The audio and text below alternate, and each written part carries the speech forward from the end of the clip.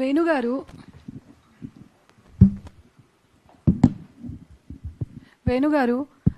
స్టార్టింగ్లో మీరు మాట్లాడే కొన్ని పాయింట్స్, కొంతమంది జాతకాలు అవి వింటుంటుంటే కామెడీగానే అనిపించేది.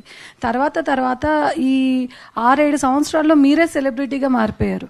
సో మీరు జనాలని జాతకాల పేరుతో సెలబ్రిటీస్కి అంటే 10 జ్యోతిష్ జాతకాలు చెప్పి దాంట్లో ఒకటి కరెక్ట్ అయితే నేను ఇది కరెక్ట్ చేస్తాను అని చెప్పేసి అసలు చాలామంది యంగ్ అమ్మాయిలతోటి మీరు పూజలు చేయిస్తున్నారు. అసలు మీ పట్ల ఇప్పటి వరకు ఏ చట్టాలు యాక్షన్ తీసుకోలేదు అని చెప్పేసి మేము ఫీల్ అవుతున్నాం యాజ్ అ జర్నలిస్ట్గా.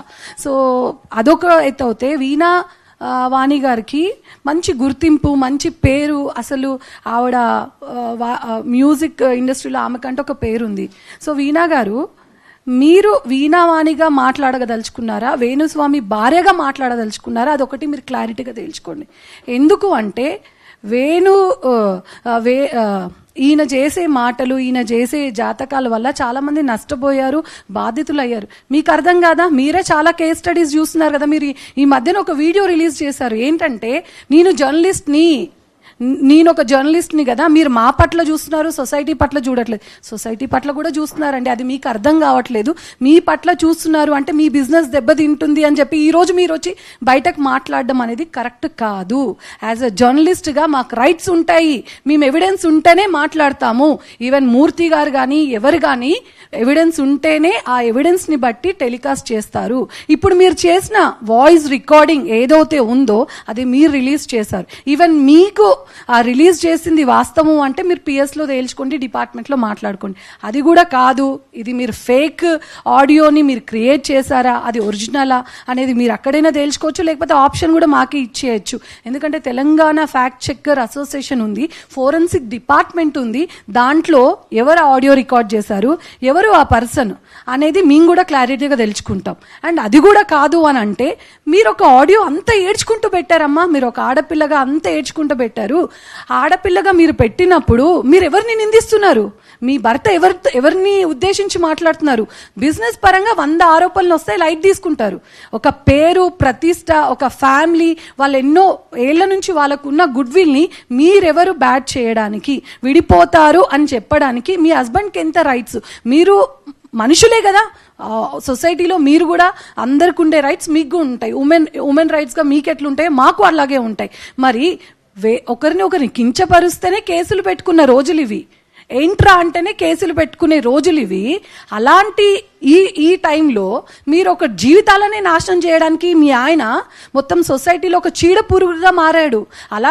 అలాంటి పర్సన్ని నువ్వు ఒక మీడియాలో వర్క్ చేశానన్నావు, కొన్ని ప్రోగ్రామ్స్ చేశానన్నావు, ప్రోగ్రామ్స్లో ప్రొడక్షన్లో నీకు అన్ని రకాలుగా అరేంజ్మెంట్స్ చేస్తే నువ్వు యాంకరింగ్ చేసావు. మరి వెనకాల జర్నలిస్ట్ కష్టాలు ఎలా ఉంటాయమ్మా? ఒక జర్నలిస్టు పొద్దు నుంచి రాత్రి వరకు కష్టపడితే ఒక ఐటమ్ వేస్తాడు. విలాసవంతంగా ట్రిప్పులు, ఎంజాయ్మెంట్స్, ఎంటర్టైన్మెంట్స్తో కూడుకున్న ఫామ్ హౌస్లు ఏమి ఉండవు. నెల జీతంతో పొద్దు నుంచి రాత్రి వరకు కష్టపడతారు. అంటే వాళ్ళు ప్రశ్నిస్తే బెదిరింపులక? మీరు అన్నారు కదా, వితౌట్ ఎవిడెన్స్ మీరు ఆడియో రిలీజ్ చేసేసి ప్రేమ కానీ, రాంబాబు కానీ అండ్ మూర్తి గారు కానీ విజువల్స్లో ఉన్నాయి. అక్కడ అమర్ అనే పర్సన్ ఐడెంటిటీ కార్డు మీరు మెన్షన్ చేయాల్సింది, అక్కడ ఐడెంటిటీ కార్డు కూడా లేదు. ఏం లేనప్పుడు మీ సొంతంగా మీ డిజిటల్ దాంట్లో మీరు అలా వేయడం తప్పు కదా.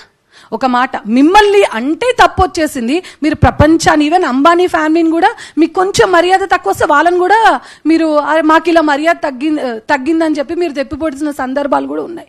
సో అక్కడ మీ వరకు ఒకలాగా, సొసైటీ అంతా అంటే మీ కాళ్ళ దగ్గర మీరేమనుకుంటా అలాగా. కేవలం జ్యోతిష్యం పేరుతో మీరు చేస్తుంది దందా కాదా? మరి వీణావాణి గారు, మీకు ఇంత సెలబ్రిటీ హోదా వచ్చింది కదా, మరి మీ భర్త ఒక అమ్మాయిని, సమంతానే కావచ్చు, రకుల్నే కావచ్చు, అందరిని అన్నారు. మరి అదే భర్త మీ జాతకం గురించి చెప్పించుకోండి, మరి మీరు ఉంటారా? ఇప్పుడు ఇన్ని ఆరోపణలు వచ్చాయి కదా, ఎన్ని సంవత్సరాలు మీ ఇద్దరు కలిసి ఉంటారు? అలా ఎవరైనా ఏ సోషల్ మీడియా అయినా మీ గురించి చేశారా?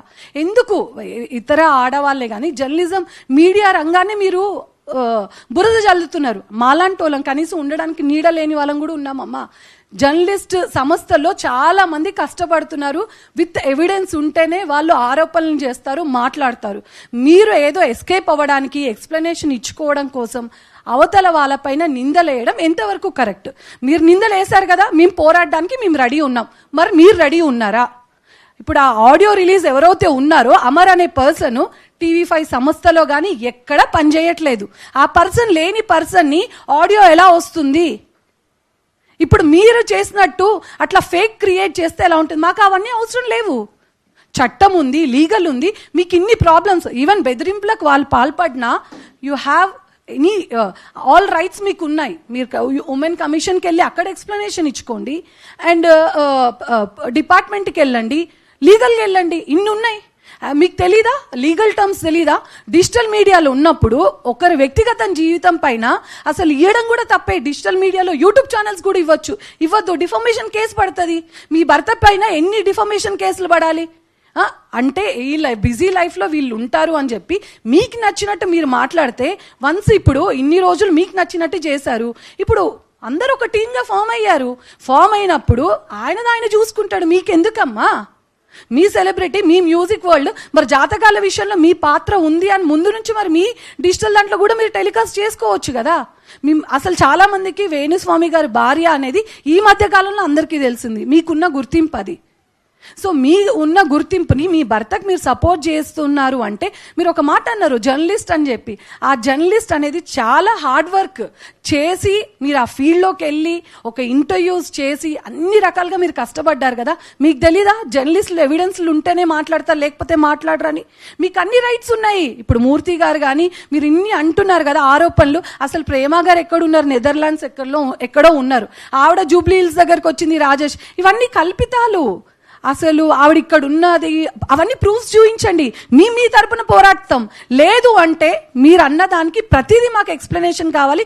చట్టపరంగా మీ పైన ఎలాంటి అలిగేషన్స్ వచ్చినా, ఈవెన్ మీ ఫ్యాన్స్ చాలా మంది కంప్లైంట్స్ ఇచ్చారు. అన్ని కేసెస్ బుక్ చేయాలి. దీని తరపున జర్నలిస్ట్ యూనియనే కాదు, ప్రెస్ క్లబ్ తరపున మేము కూడా పోరాటం చేయడానికి రెడీ. Thank you.